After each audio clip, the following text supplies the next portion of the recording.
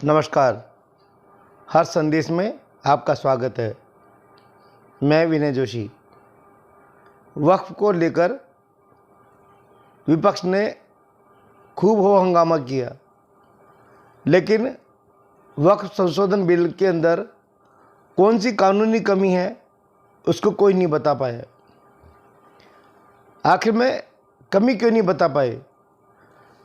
जितने भी वक्ताओं ने, सांसदों ने, राज्यसभा सदस्यों ने लोकसभा और राज्यसभा में अपने तर्क रखे इस वक्फ संशोधन बिल के खिलाफ, उनका एक ही तर्क था, मुसलमानों को डराने का। मैं आगे कोई चर्चा करूं उससे पहले आपको बताता हूं कि लोकसभा में वक्फ संशोधन बिल के पक्ष में 288 और विरोध में 232 मत पड़े थे।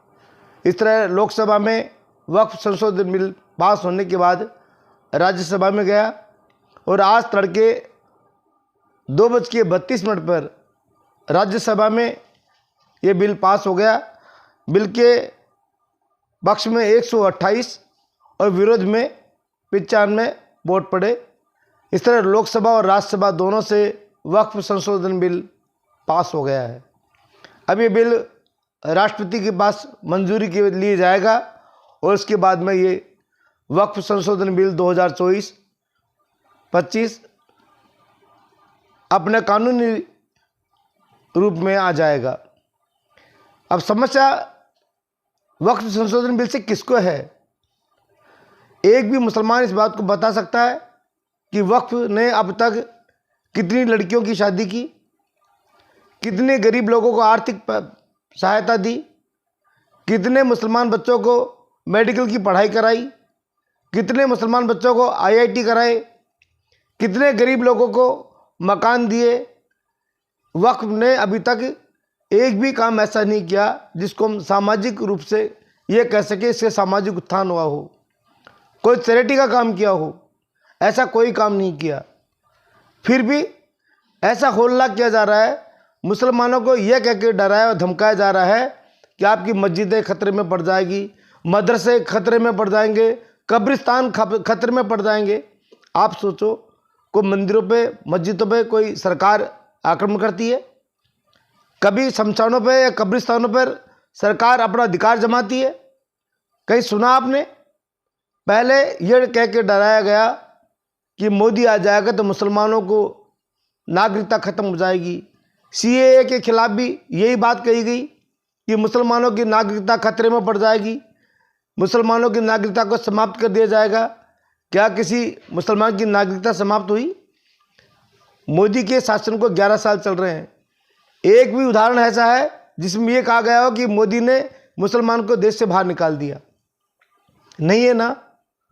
जबकि जितनी भी भारत सरकार की योजनाएं लागू है वो सबके लिए है, मुसलमानों के लिए भी है, हिंदू के लिए भी है, सिख के लिए भी है, बौद्ध के लिए भी है। कोई मुसलमान ऐसा कह सकता है कि उसे प्रधानमंत्री आवास योजना का लाभ नहीं मिला? कोई मुसलमान ये कह सकता है कि उसको भारतीय जनता पार्टी ने जो अन्न मिल रहा है, गेहूं मिल रहा है, उससे वंचित कर दिया? सारी योजनाएं सबके लिए समान रूप से लागू है, उसमें जातीय धर्म का भेद नहीं है। ये बात आज आम मुसलमान भी जानता है। लेकिन जो तथाकथित मुसलमानों के ठेकेदार बनकर या जिन्होंने अब तक मुसलमानों को वोट बैंक समझकर काम किया, उनको एक आखिरी मौका था मुसलमानों को भड़काने का, लेकिन उनकी ये योजना सफल नहीं हुई। 2 दिन तक लोकसभा में बहस हुई, सड़क पर कहीं कोई प्रदर्शन किया किसी ने भी नहीं किया, क्योंकि आज आम मुसलमान समझ गया कि जो हमारे हित के लिए बात कर रहे थे, उन्होंने अब तक 77 साल में हमारे लिए क्या कर दिया? कुछ किया उन्होंने? आज चिल्ला तो ऐसे रहे हैं लोकसभा में और राज्यसभा में जैसे सारी जिम्मेदारी मुसलमानों की उन्होंने ले रखी है, और भारतीय जनता पार्टी या मोदी सरकार तो उनके खिलाफ है। एक काम तो बताओ ना, उनके खिलाफ हुआ हो। हाँ, ये बात ज़रूर है, जो आतंकवाद करता था, जो गुंडागिर्दी करता था, उसके खिलाफ रहे हैं। सबसे ज़्यादा असर उसका उत्तर प्रदेश में रहा है। लेकिन आज उत्तर प्रदेश का आम मुसलमान इस बात से बहुत खुश है कि अमन और चैन हुआ है। सबको व्यापार करना चाहिए, सबको अमन और चैन चाहिए। कोई मुसलमान ये नहीं चाहता कि हमारे यहाँ अशांति हो, हम आर्थिक रूप से कमज़ोर हो, कोई मुसलमान नहीं चाहता। साधारण बात में ये वक्फ संशोधन बिल है, उसको साधारण भाषा में मैं समझाना चाहता हूँ। सीधा सा क्या है, पहले वक्फ का काम केवल ज़मीनों के लेना ही रह गया था। मस्जिद, मदरसे और कब्रिस्तान के अलावा वक्फ में के जो कमेटी बनती थी, वहाँ के लोग मनमाने ढंग से ज़मीन को खुदबुर्द करते थे। जैसे बेंगलोर के अंदर 5 स्टार होटल को 12,000 रुपये महीने में ज़मीन दे रखी है। आप सोचो, जो अरबों खरबों रुपए की होटल बनी हुई है, उसका ज़मीन का किराया कितना आ रहा है? 12,000 रुपये महीना। अब क्या क्या सरकार ने 2 काम के लिए कमेटी बना दी। सरल भाषा में समझने के लिए कि बिल, जो वक्फ संशोधन बिल क्या है, इससे आम मुसलमान को कैसे फ़ायदा मिलेगा, ये मैं आपको सामान्य और सरल भाषा में समझाना चाहता हूँ। अल्पसंख्यकों के अंदर जैन भी आते हैं, बौद्ध भी आते हैं, ईसाई भी आते हैं और मुसलमान भी आते हैं। सरकार ने मस्जिद, मदरसों, कब्रिस्तान के अंदर किसी का भी कोई दखलंदाजी नहीं रहेगी, ये एक संशोधित बिल में पहले से ही निश्चित किया है। फिर क्या रहेगा कि भूमि को लेकर जो ज़मीन आती है वक्फ के पास में, उसके डॉक्यूमेंट्स होंगे। अब बिना डॉक्यूमेंट्स के ज़मीन नहीं होगी। आज ये बताओ, मेरी जो ज़मीन नहीं है वो मैं किसी को दान कैसे कर सकता हूँ? तो वक्फ का मतलब होता है अल्लाह के लिए। अल्लाह के लिए ज़मीन कैसे कोई दे सकता है जब उसकी है ही नहीं? तो आज इस बात को वक्फ कमेटी भी जानती है कि अधिकांश भूमि पर उनके पास कागजात नहीं है। अब बिना कागजात के कोई मालिक कैसे बनेगा? अब तक क्या था, उन्होंने कह दी ये ज़मीन हमारी, तो वो ज़मीन उनकी होती थी, पर उसका उपयोग कौन करता था? जो बड़े बड़े भूमाफिया थे, वक्फ के नाम पर मुसलमानों को गुमराह करने वाले मुसलमान समाज के बड़े बड़े जो सेठ थे, वो उसका यूज़ कर रहे थे। आम मुसलमानों को उसका कोई फ़ायदा नहीं मिल रहा था। आज आम मुसलमान इस बात को जानता है कि मोदी सरकार हमारे लिए कोई खिलाफ काम नहीं कर रही। सारी योजनाओं का, चाहे वो चिकित्सा संबंधी बात हो, मेडिकल की हो, या शिक्षा की हो, या आवास की हो, सारी योजनाएं सब मुसलमानों को मिलती है जो भारत सरकार की। चाहे उज्ज्वला गैस योजना हो, घर जल योजना हो, सबका लाभ सबको मिल रहा है। लेकिन कुछ डराया जा रहा है वक्फ के नाम पर। जो वक्फ संशोधन बिल है, उसमें अब ये हुआ है कि भूमि संबंधी और दान संबंधी जो भी मामले होंगे, उसकी कमेटी बनेगी, उसमें गैर मुसलमान भी रहेंगे। बहुत से मंदिर ऐसे हैं जिसमें प्रशासक नियुक्त है और उसमें गैर हिंदू हैं। बहुत से मंदिर देश में ऐसे हैं। और इस तरह अब केवल जो बल्कि मस्जिद, मदरसा और कब्रिस्तान में गैर मुसलमानों का कोई इंटरफेयर नहीं होगा। इसलिए ये कह रहे हैं हमारे मदरसे बंद कर दिए जाएंगे, मस्जिदें बंद कर दी जाएगी, ये सब बात केवल भ्रम करने की है, फैलाने की बात है।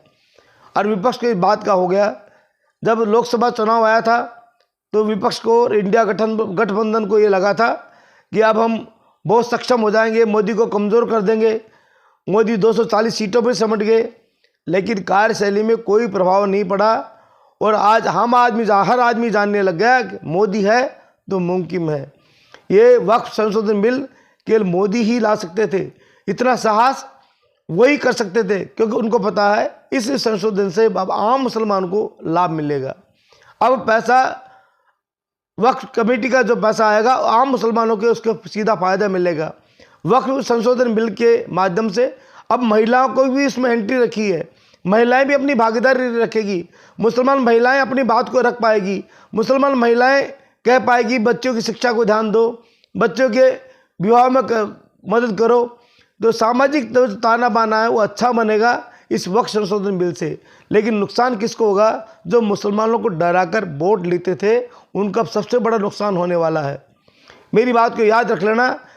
जैसे ही साल 2 साल में इसकी क्रियाएं साफ बाहर आएगी, तो जो आज लोकसभा राज्यसभा में चिल्ला रहे हैं, उनकी बातों को याद रखना। किस तरह उन्होंने गुमराह कराया था। जैसे उन्होंने कहा था धारा 370 हटाओगे तो भारत का झंडा पकड़ने वाला नहीं मिलेगा। बात झूठी निकली। आज अमन चैन है, जम्मू कश्मीर में बहुत शांति से खूब झंडा भारत का पकड़ रहे हैं। सीए के लिए क्या कहा था कि सीए लागू हो गया तो मुसलमानों की नागरिकता समाप्त हो जाएगी। नागरिकता समाप्त हुई? नहीं हुई। सब काम बहुत शांति से चल रहा है। ट्रिपल तलाक के लिए क्या कहा कि सामाजिक ताना बाना टूट जाएगा, इस्लाम धर्म के खिलाफ है। क्या ऐसा कुछ हुआ? तो ये आम व्यक्ति को और आम मुसलमानों को ये बात समझनी चाहिए कि जो ये व्यक्ति केवल वोट बैंक के यूज में लोगों को जातीय धर्म के नाम को बांट कर काम में लाना चाहते हैं। धन्यवाद, नमस्कार।